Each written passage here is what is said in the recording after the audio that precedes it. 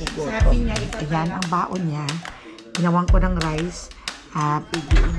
Ingat ikaw ha. Okay. Nakapasok na siya.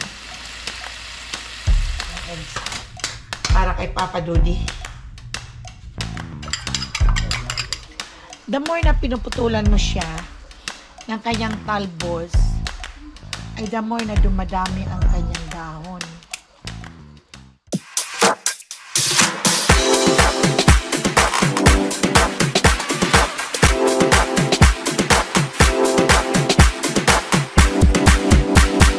Subscribe na! Good morning, my friends and friendship. Good morning here in the US and good morning sa Philippines. At good evening. Kumusta kayong lahat dyan, my friends and friendship? Today is Thursday and gumising ako ng maaga because si Zoe is going to... Wala ang magulang at nasa work. Kaya ngayon, tapos na siyang kumain. At ayan na ang naiwan ng kanyang pagkain. Ang dalawang egg, kinakain niya ang puti. At oatmeal, ang kinain niya. At saka yung ginawa kong bread pudding. At saka ano pa yung kinain niya. Kasi pinapakain ko siya sa umaga ng parang full ang kanyang breakfast. Para may baon naman siya. Ito ang mga baon niya. Halika, silipin natin. Ang pinababain ko. Sa kanya, naka-ready na. May tubig na siya. Nandito na ang tubig. Nakapag-review na kami ng kanyang spelling test. Dahil tomorrow ay mayroon silang test na spelling. Kaya yun. Ito ang baon niya. Ay niready ko na. Hindi siya magugutom. Ayan ang baon niya. Ginawan ko ng rice. Binilot-bilot ko yung rice. At ilagyan ng egg. At saka ito po yung banana pudding na gusto niyang baonin. Kaya meron siya itong ito. Yung madilang. Mga snack niya. Meron siyang ganito. May mga kutsara din siya dyan. Kaya pag mag-break time siya, marami din siyang kakainin. At saka pag na lunch time na sila. Kaya naka-ready na din ang kanyang mga things, notebook. Ito na ang kanyang backpack. Ito na naka-ready na. Kaya bibihisang mo na lang siya, my friends and friendship. Buksan muna natin, my friends and friendship, itong window. Hey, it's there na si Zoe. Okay, say good morning. Good morning. Oh, good morning, my friends and friendship. Good morning. Okay, go na. So that we can change your clothes now. Ito na, naka-ready na ang kanyang uniform. Today is your PE, right? PE. Yeah. Sige na, suot ka na ng sock. Balik ka na dito. Where's my sock? Ito na. Ay, where? After brokering that Gaza ceasefire deal, Dave. It's been before. Natin at magbibihis. Sana kapagbihis na din siya. Pero susuklayin ko ang kanyang buhok. Does your family suffer from Fixititis syndrome? Relief is just a call away. Service Champions is now offering a $58 tune call 800. Okay, sit down here. 1, 2, 5.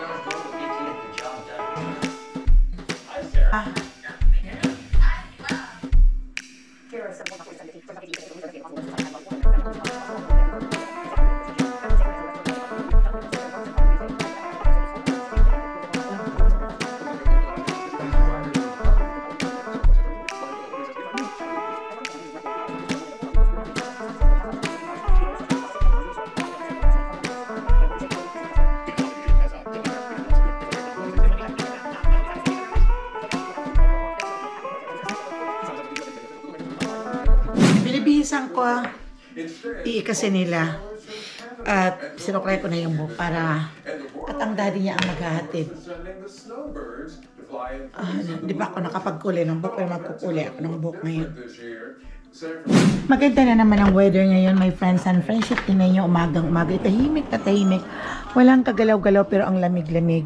Ayan o, walang kagalaw-galaw ang ating mga puno at medyo ang ganda ng sikat ng magandang anang haring araw. Ayan o, sa backyard namin.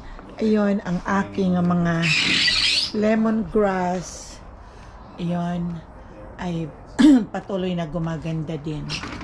Good morning! Good morning, good morning everyone. Okay, ang ganda namin ng panahon, kaya lang medyo malamig. At ito yung mga tanim ko na i-harvest ko na. Ayan na, maaga pa kasi sikat lang ng araw. Parati ako dito nga libre ako ng gulay sa mga green leafy vegetables. Ito ay patatas. Ayan. Ayan, nag-ano na ang kangkong ko. Pero harvest pa na yan ng madami. Ito ay masipag talaga tumalbos itong aking mga kamote. Ang lamig dito. Pero may mga bagong tanim na naman ako dito. Ayan, pag nakuha ko ang mga na-harvest ko, ang kamote na puputo ko, tinutusok ko lang dito. At ito yung aking lemongrass. Makakalungkot ito dahil pag mag-winter, itatago ko na lang to at mamamatay sila. Meron pa ako dito kamote. Ayan. Kaya yan ang aking pinagkukunan ng aking gulay tuwing ako ay magluluto ng munggo, nilaluan ko o kaya sisigang ako ng kung anong mga fish. Malamig sa labas. Time na ang lamig. So, did you go to Papa na? And then bring this into your room? Your pajama? Okay. Oh, your daddy is getting ready na. Oh. Almost that. Fine. Bring first.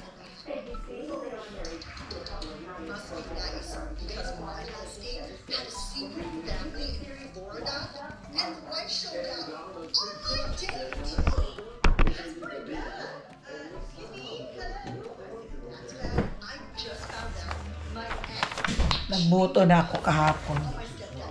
Punta siya kay Papa niya, nagpapaalam yun. Every morning, hindi yun nakakalimot.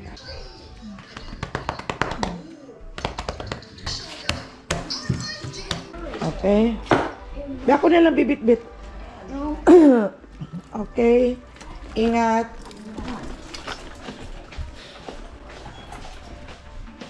So, your mommy is the one to pick up you? Oh, okay. Ingat ikaw ha. Okay. Nakapasok na siya. Ihatid ng daddy. Ganda ng panahon. Mamaya na akong magkakape. At hindi pa ako masyadong nagugutom. At ako ay magre-ready. Nagsisigang na lang pala ako ng hipon ngayon. Nag-iisip ako kung anong aming uulamin ngayon sa tanghali.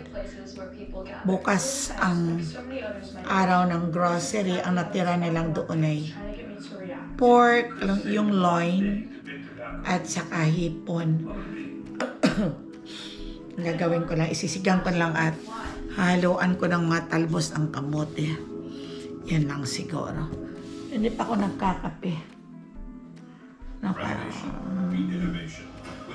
Amaya na. Magtutupi muna ako ng mga labahin namin. We install in a day with no demo or mess. Easy to clean. It's a smart, custom-made, cost-effective. It just fits. In life's most challenging, we've been helping Californians for over 5 million.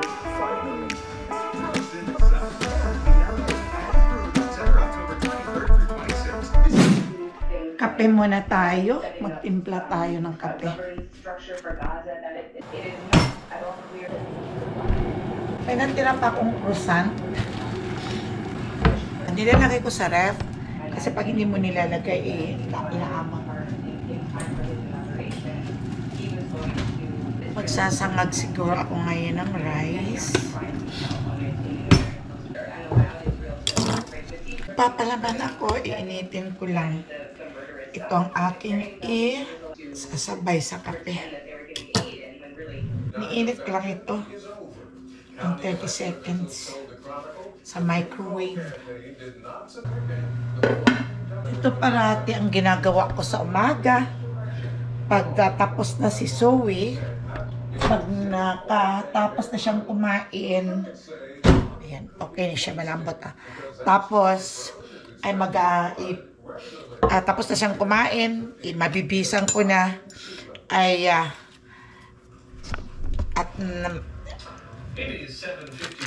nakapasok na siya, ihatid na ng daddy. Ako naman ay dito na ako, nag-aalmusal na ako. Kasi hindi ko iniintay si Papa Dudes na dito na siya inaantay kung anong oras siya magigising.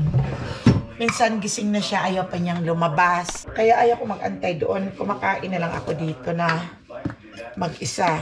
At siya naman, pag gising yan, siguro minsan, early na ang 10:30 na paglabas niya rito.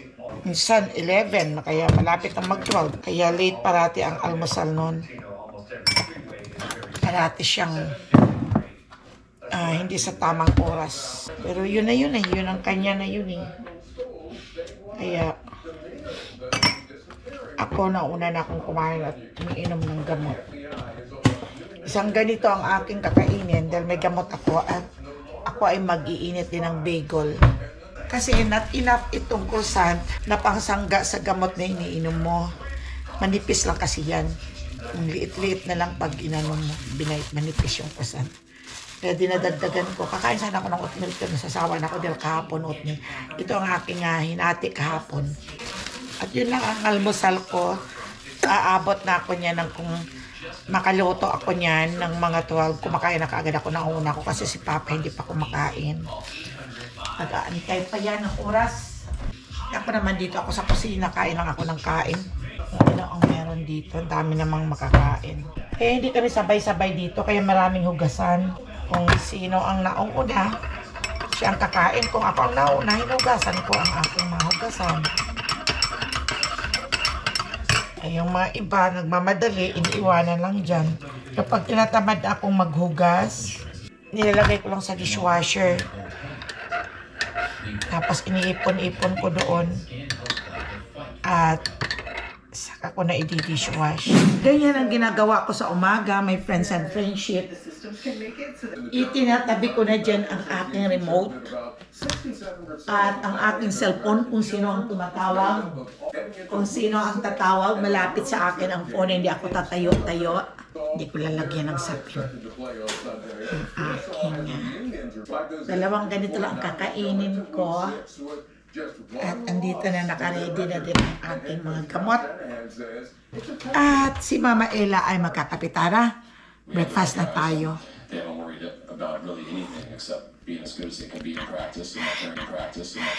Sarap uminom ng mainit. Ayan siya, kaunti lang to. Maliit lang. Favorite ko to. However, Safi Malik Mustafa returned after working his way back from an ACL. Ay, ang sarap ng kape sa lamig. The Buccaneers is Sunday afternoon at 1:25. My friends and friendship. Gustong-gusto ko magkape. Ang kape ko hindi matapang. Katamtaman lang siya. Once na ako uminom ng kape sa isang araw pag kumakain ako. Minsan hindi ko pa ito nauubos. Bagel.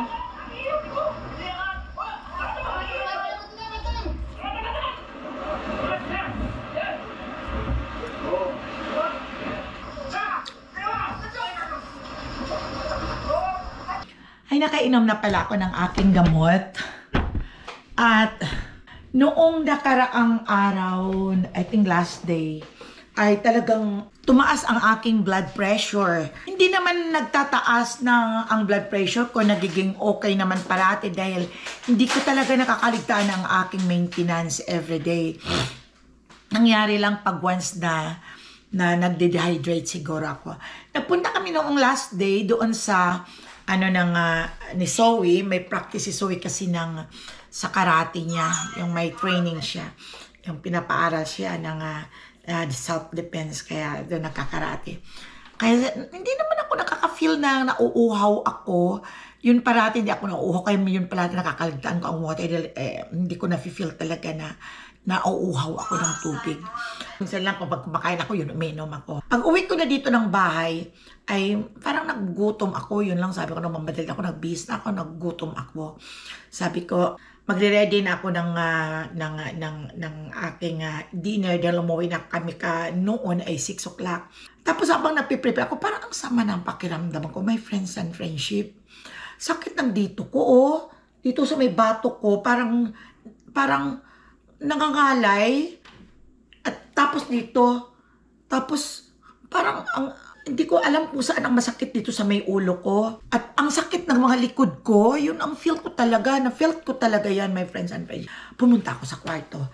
Dali-dali akong chinek ang aking BP. Naku, Diyos ko, ang BP ko, 186/81, which is the systolic, ang taas, at ang diastolic is 81, okay lang siya. So, ibig sabihin, parang dehydrated. Ngayon, tumawag ako sa anak kong nurse. Sabi ko, tumaas ang BP ko at masamang pakiramdam ko. Masakit ang ulo ko, masakit ang bato ko. Parang namamanhid pakiramdam ko. Ngayon sabi ng anak ko, kasi ang losartan ko is, dati is 50 mg.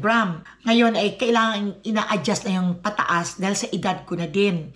Sa edad kong 70s ay kailangan gawing 100 na. So 100 dahil hindi na nag-work ang 50 na yun sa akin eh. Kaya inano ako ng doktor. Ginawang 100 na, yun ang iniinom ko. So, umaga kagad, uminom katulad ngayon, uminom na ako ng gamot. Uminom ako kaagad ng losartan ngayon, yung sa high blood. At that time na yun, pagtawag ko sa anak ko, sabi niya, Mama, uminom ka ng 2 basong tubig, dehydrated ka siguro. Ganun ako pag dehydrated, my friends and friendship. At uminom ka ng losartan ulit, bali, 100 na. Sa umaga, uminom ako ng 100 at 100 naman yung time na yun nung tumas ang blood pressure ko. Bali, 200 lang nainom ko. Tapos uminom ka sabi niyang tubig at magpahinga ka. Pero hindi ako kinakabahan. Talagang alerto talaga ako. At parang inaantok ako. Parang sinisilip, sip-sip ang mata, inaantok ko. Pero hindi ako natutulog. Dahil sabi ko, baka mamaya atakihin ako habang natutulog. Pero normal ang mga, ako naman, my friends and friendship, maintain ko talaga ang aking sugar. Dati na, ako nilang mga diabetic, pero may maintenance akong metformin. Kaya nami-maintain ko talaga yon at nag-diet hindi ako masyadong kumakain ng kung alin ang tumataas sa sugar, yung rice. Talagang diet na diet ako sa pagdating sa mga, mahina ako sa mga matatamis o hindi ako masyadong kumakain ako pag nagkikrave ako pero hindi ako masyadong kumakain. At naglalakad din ako. Kaya nami-maintain ko yon. Ang mga A1C ko ay pag tumaas lang ng konti yon, pag sunod-sunod akong kumakain kasi minsan nagkikrave ka ng kain, gustong kumain ng chocolate eh. Kaya kain ako ng kain ng parang pinipikit mo lang mata ko basta kakain ako dahil miss ko ang chocolate. Yun, kaya yun lang tumaas ng instead na 5 ang normal ay nagiging 6 something. Ngayon ay uminom ako, napahinga ako, balikan natin, napahinga ako, uminom ako na ng losartan. Chinek ko after 30 minutes, chinek ko ang BP ko. Naging 100/90 na ako. Pero hindi pa rin ako natatakot, 100/90. Tumawag ko sa anak ko, sabi niya, Mama, ganun talaga yun. But once na uminom ka ng gamot sa high blood, biglang tataas yan at biglang unti-unting bababa. Tama. Siguro mga alas 12 na ng gabi chinek ko, okay na, normal na siya. Naging 130. Ang normal ko talagang BP is 120, hindi yung tumataas. Pag tumaas lang ng 130 yun, something na yung tumataba-taba ko yun, pero bumababa naman. Hanggang doon lang yun. Ngayon ko lang naranasan ng nagkaroon ng 180 or 190. Yun lang. Dali, my friends and friendship, tumatawag yung doktor ni Papa Dudes. Hello? Hi, good morning. This is Harley from Dr. Lou's office. Yeah. Tumawag ang doktor ko. Akala ko kay Papa Dudes na appointment yung sa pulmonary doctor. Kasi may mga doktor kami sa mga pulmonary doctor.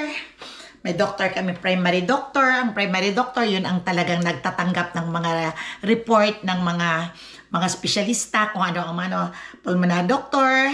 May mga doctor kami na sa mga bone doctor. Yung iba-iba ang mga doktor namin. Kaya tumawag kalak ko kay Papa Dudes na appointment. Sa akin pala, i-reschedule daw nila dahil sa Monday ay wala yata silang clinic, kaya ni-reschedule nilang nila sa 27. Ginagawa ko naman ng 27 every Monday dahil off si Chanel. At tuwing mag-pick up sila kay Zoe sa school, ng mga like for example 2 o'clock at 3 ang labas ni Zoe, sumasama ako at nagpapadrop sa doctor at nagpapapick up din sa kanila pagbalik nila. Iyon, kaya tumaas talaga ang BP ko, iba palang pakiramdam. 2 times ko na yan naranasan pag nadidehydrate ako. Ngayon, ang sabi naman sa akin ng anak ko na tuwing iinom ako ng tubig, lagyan ko ng 1/2 teaspoon na salt ang aking water. At ito naman pala na mayroon din, ganyan din pala ang kapatid ko na si Ining Ili. Shout out Ining Ili at saka kay Roland. Ganun, may pinadala pala siya sa akin na hindi ko na, teka, check ko nga. Meron siyang pinadala sa akin na, saan ba yun? Oh, liquid. Hydration multi. Ito pala ang bibilihin ko sa Costco. Ito bibili ko. I-order ko kaya. Hydration Multiplex Electrolyte Drinks Mix. Para hindi ka ma-dehydrate, kailangan uminom ka nito twice a day. Kasi tayo kasi mga senior, hindi na natin na-felt na uuhaw tayo. Kasi lalo na dito sa Amerika, hindi ganun katindi ang init. May init sa labas, pero dito sa loob ng bahay, ay talagang naka-aircon ka, naka-AC ka naman. Pag nasa labas naman ng bahay, hindi ka naman nagpapaaraw doon. Pero ewan ko, ba't hindi ako nakakaramdam ng uhaw dito sa Amerika? Hindi katulad sa Pilipinas na nauuhaw talaga ako. One time na dehydrate din ako noon sa Pilipinas na nagpupupop ako. Hindi lumalabas, ang sakit-sakit ang tiyan ko. Ang pawis ko na talagang ang lamig-lamig na, nahihilo na talaga ko yun pala. Kaya ingat kayo my friends and friends. Tuwing duminom kayo ng tubig, lalo na ang mga senior, haluan niyo ng konting salt lang. Yun. Kaya may nabibili naman pala sa Costco, kaya bibili ako yung sinabi sa akin ng kapatid ko na nandoon siya nakatira din sa Sacramento. Shout out sa iyo, sister. At shout out din pala sa kapatid kong si Seni Freheliana. Shout out sa iyo, Inday. Hopefully at magkikita tayo na tatlo. Tatlo lang kami dito, my friends and friendship sa Amerika. Ang pangalan namin kapatid na si Seni, si Ining Ili, at saka ako. Ang iba naming kapatid ay nasa Pilipinas. Shout out sa mga kapatid ko sa mga kapre sa Katunggan. Shout out sa inyo, kay Nonoy Rodi, kay Nonoy Juanito, kay Nilo. Shout out sa mga pamilya niyo. Shout out sa inyong lahat. At sana ay magkikita tayo na magkakapatid. Shout out din pala kay Nini Romana doon sa Ilocos. Ang natitira na lang sa aming magkakapatid, my friends and friendship na buhay, ay ilan na lang kami. 6. Si Seni, yun ang panganay, si Ining Ili, si Nonoy Rodi, si Nonoy Juanito, Nilo, at saka 6 ba? Inormana si Nilo, Nonoy Rodi, si Nonoy Rodi, si Nonoy Juanito. Ako, si Ining Ili, si Inday. 7 pa kami, 7. Namatay na si Toto Nardo, 8. Siyam, namatay na. 7 pa kami natitira.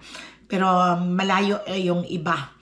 Kaya ang nandoon sa lugar namin sa Batan ay yung mga lalaki na lang. Sila doon ang, sa mga lupa namin, silang nag-aayos doon. At sila doon ang may mga naman sila doon sa isang baryo namin. May mga tao naman na nag-take care. At shout out sa inyong lahat. At okay my friends and friendship, ako ay mag-order muna ng gamot ni Papa Dudes. Kasi uubos na ang kanyang Trilogy. Ang kanyang Trilogy na in-spray. Okay? Dito na yung aking pasyente. Si Papa Dudes. Nagre-ready na ako my friends and friendship ng kanyang breakfast.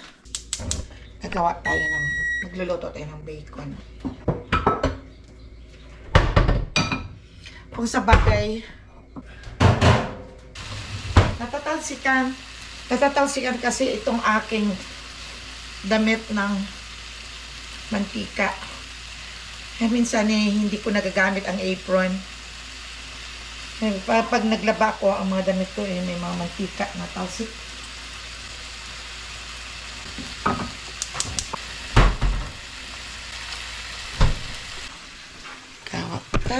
Magpiinat tayo na siya. Gusto ng tadali. So, yung may...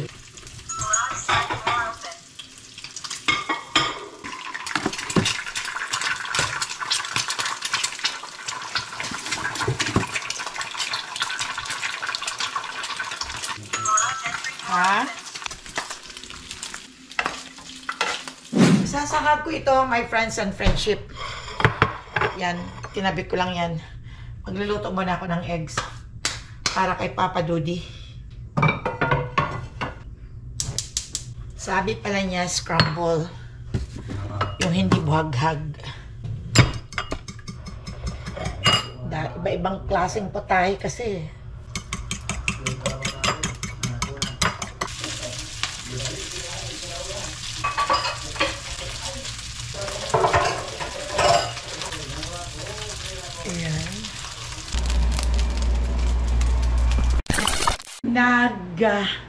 Linis ako ng aming bathroom. Time to linis na kasi. Kaya naglagay ako nag-sanitize ako. At tapos, ako ay nagtahi ng mga uniform nila. Yung may mga punit-punit. Yung mga sa tinahian. Okay pa naman ako dahil kumain ako kanina ng tinapay. Kaya hindi pa ako nagugutom. Katapos nito, magdidilig muna ako ng araw. Mamaya na ako maghugas. Ang kaunti lang naman ang hugasan. Magdidilig muna ako at magwawalis ako after. Ika, samahan niyo ako, my friends. Punta tayo sa backyard.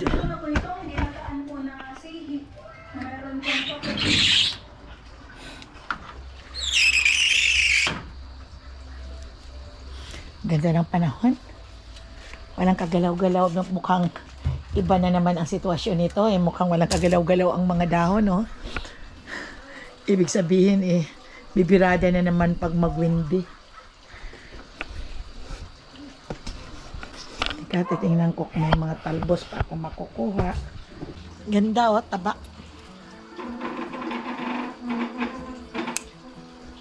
The more na pinuputulan mo siya ng kanyang talbos, ay the more na dumadami ang kanyang dahon. Namatay.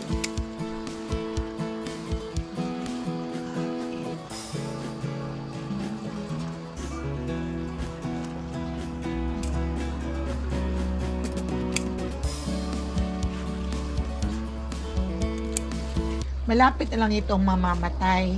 Iba-iba naman ang climate. Aglamig na naman. Ito kasi mga kamote for summer yun. Kailangan magtatanim na ako ng early nito sa March.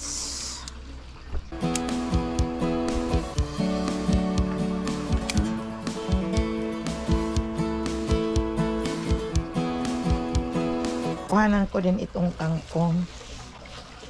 Tabusan ko din. Ayan. Kahit pa paano may kakaunting gulay na nakukuha sa backyard. Bango.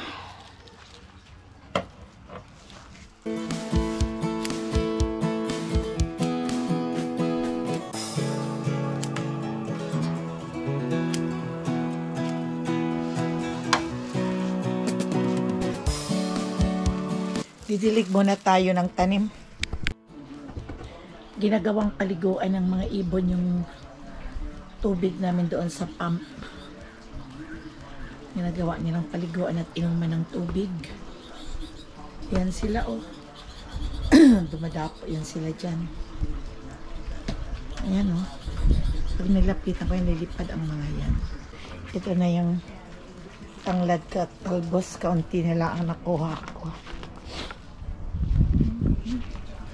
Ilahin ko nga ito at medyo hindi makaabot doon sa kamote ko. Ito ang pinapaliguan nila. Ha? Minsan dito ako nagtatambay. Naiinip na ako doon sa loob. Yan o, kalbo na yan. Kaya next year, pag magtatanim ako ng March pa lang. Or April.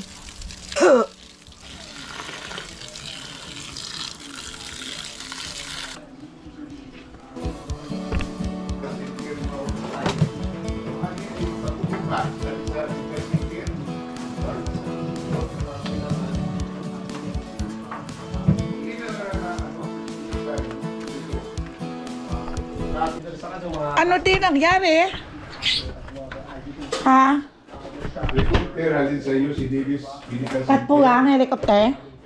Oo, ikaw. Ba't mo sa 15 nag... Sino 15 yan, di? 50 ikaw ba? May tao. Ah, 50 rin, 50 na turn. oo, ikaw nabagbag imaw. Oo. Among patay. O nga rin, may karga nga pasyente o base kung di ba? Kaya pasyente na itong ginatabang punta, mamatay lang timorik na mundo. Golden Boy sweater. Ano Ganda, no? buwan, hindi naman yung sulo na. Nandiyan pa nga ang mga customer sa pangero man. Dapat mo kay atong ang sabon, di ko kakwag na imaw. Golden Boy sweater. Sinabi ng lahat ng mga manok. Binabas pa. Kuya, kuya. Iyo, kinawalan ko. Pagpasok. So, puno naman ito ng ating mga alaga. Then, going pa rin yung paglalagay ng tipi hanggang dulo. Seedlings, ayan. Kay cording area natin. Para magandang tingnan. So, bala ko dito maglagay. Sa gitna, okra, talay. So, makikita muna ako makapunta dahil medyo maputik ngayon. Andun yung ating mga... So, kagagaling ko lang sa labas si Moon. Nagdala ko doon dahil babark siya. Ibig sabihin niya natatain na. Kaya yun, tapos na. Kaya dito na ako paupo po. Mamaya na ako magluluto. Mayroon pa naman kami doong hipon. At isisigang ko lang at lagyan ko lang ng dahon ng talbos ng kamote. At ako ay lilis na kung anong pangailangan dito pag nag-grocery ako bukas. Okay. Ito yung sinigang kong hipon. At ito na yung talbos ng kamote. Sarap ng sabaw nito, my friends. At saka nilagyan ko ng tanglad. Di mabango. O, para may pakinabang naman yung tanglad doon. Tapos, yung... Yan, sarap yan, my friends, oh. Sarap ang lasa. The best. Ayos. At ako ay nakapagluto na din.